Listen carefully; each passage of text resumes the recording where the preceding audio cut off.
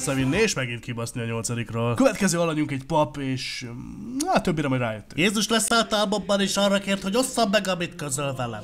Szeret titeket, de annyian loptok, csaltok, hazudtok, hogy eljött az idő egy világ végére. Jövő hét kedden becsapódik egy fekete lyuk pontos jével nyilván a földbe, és megöl benneteket kivéve a híveit. Sziasztok, Isten legyen veletek, testvéreim! Köszönjük az információt, Leonidas. Mit közölt még veled Jézus? Rezsicsökkentésről mi a véleménye? Nem baj, csevegtem Jézus 5 percet le, amíg ezt elmondta. Ja, elszívtatok egy cigit.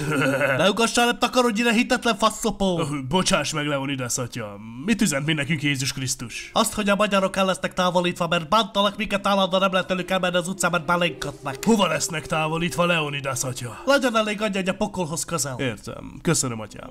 A kurva anyád.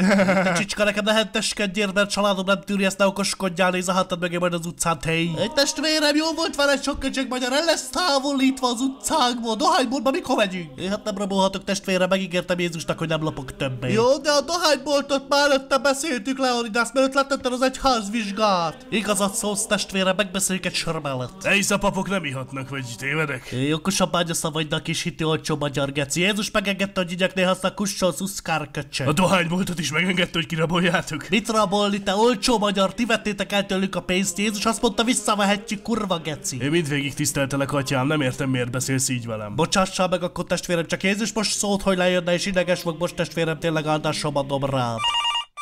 Igen? Ráérsz, test. Hogyne, Jézuskám, gyere. Vigyek valami filmet. Ja, ha már így mondod, a passió. De én magyar vagyok, atyám. Igen, de te adtál el nekem egyszer egy 28-as jó pénzért téged. Jézus szeret, ámen, hello. Na, erről ennyit. Sokan